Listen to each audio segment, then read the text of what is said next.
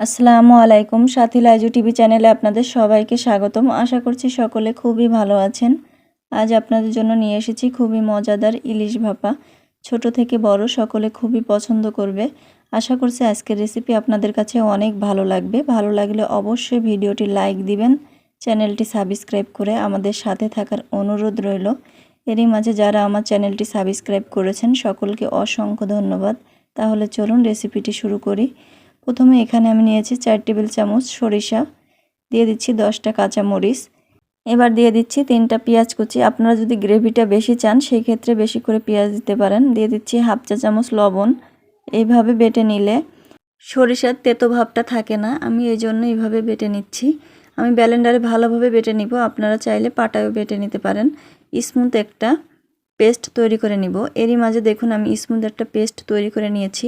এক পাশে এটা রেখে দিচ্ছি। এখানে নিয়েছি আমি হাফ কেজি ইলিশ মাছ। ইলিশ মাছটা আমি কেটে টুকরো করে ভালোভাবে ধুয়ে পরিষ্কার করে নিয়েছি। এবার দিয়ে দিচ্ছি আমি হাফ চা চামচ লবণ। এবার দিয়ে দিচ্ছি হলুদের গুঁড়া হাফ চা চামচ, হলুদের গুঁড়া দিয়ে দিলাম। এবার দিয়ে দিচ্ছি আমি সরিষা বাটা। সরিষা বাটাটা দিয়ে এবার দিয়ে দিচ্ছি আমি 1/4 কাপ সরিষার তেল। এই রান্নাটা আমি সরিষার তেলেই করব। সরিষার তেলে করলে কিন্তু ইলিশ ভাপার টেস্টটা অনেক ভালো আসে। এবার আমি হাত দিয়ে ভালোভাবে মেখে নিচ্ছি। হাত দিয়ে মাখানোর ফলে টেস্টটা কিন্তু আরও বেশি ভালো আসবে। এবার আমি যে বাটিতে ইলিশ ভাপা করব সেই বাটিতে কিন্তু আমি ঢেলে নিচ্ছি। এই ইলিশ ভাপার ভিতর কিন্তু আমি এক্সট্রা কোনো পানি ব্যবহার করিনি। সরিষা বাটার সময় আমরা যে পানিটা দিয়েছি সেই পানিতে কিন্তু আমাদের ঝোলটা হয়ে গেছে। এবার আমি দিয়ে দিচ্ছি কিছু কাঁচামরিচ চেরা। কাঁচামরিচ চেরা দিলে কিন্তু সুন্দর একটা ফ্লেভার আসে, এই জন্য আমি দিচ্ছি। এবার একটু নেড়ে চেড়ে দিচ্ছি। নেড়ে চেড়ে আমি এবার এই বাটিটা ঢেকে দিচ্ছি। এবার আমরা এই ইলিশটা ভাপিয়ে নিব। ভাপানোর জন্য চুলায় একটি প্যান বসিয়েছি। প্যানে আমি পর্যাপ্ত পরিমাণ পানি দিয়ে দিচ্ছি। পর্যাপ্ত পরিমাণ পানি দিয়ে নিলাম। এবার একটা সুতি কাপড় নিয়ে দিয়ে দিচ্ছি বিছিয়ে। এভাবে সুতি কাপড় দিলে কিন্তু তলা থেকে বাটিটা বেশি নড়াচড়া করবে না, সুন্দরভাবে কিন্তু বসে থাকবে। কাপড়টা আমি ভালোভাবে বিছিয়ে দিয়েছি। এবার আমি বাটিটা বসিয়ে দিব।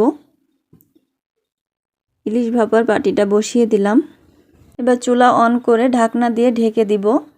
ঢাকনা যে ছিদ্রটা আছে সেটা আমরা বন্ধ করে দিব। আমি একটা লবঙ্গ দিয়ে ঢাকনা ছিদ্রটা বন্ধ করে দিচ্ছি। এবার আমি 30 মিনিট ভাপে দিয়ে সিদ্ধ করে নিব। এরই মাঝে কিন্তু ভালোভাবে পানিটা ফুটে উঠেছে। এইভাবে আমরা 30 মিনিট ভাপে দিয়ে ইলিশ ভাপাটা তৈরি করে নিব। দেখুন 30 মিনিট পর এবার আমি ঢাকনাটা কিন্তু তুলে নিচ্ছি। ঢাকনাটা তুলে আমি আপনাদের কিন্তু এটা খুলে দেখিয়ে দিচ্ছি। দেখুন কতটা টেস্টি হয়েছে, দেখতে যেমন সুন্দর হয়েছে, খেতেও কিন্তু অসাধারণ। এবার আমি এটা নামিয়ে নিচ্ছি। নামিয়ে এবার আমি ভাতের সঙ্গে এটা পরিবেশন করছি। এই রেসিপি খেতে কিন্তু খুবই টেস্টি এবং খুবই ইয়ামি। আশা করছি আজকের রেসিপি আপনাদের কাছে অনেক ভালো লেগেছে। ভালো লাগলে অবশ্যই ভিডিওটি লাইক দিবেন, চ্যানেলটি সাবস্ক্রাইব করে আমাদের সাথে থাকার অনুরোধ রইল। সবাই ভালো থাকবেন, সুস্থ থাকবেন। পরবর্তী রেসিপির আমন্ত্রণ জানিয়ে আজকের মতো বিদায় নিচ্ছি। আল্লাহ হাফেজ।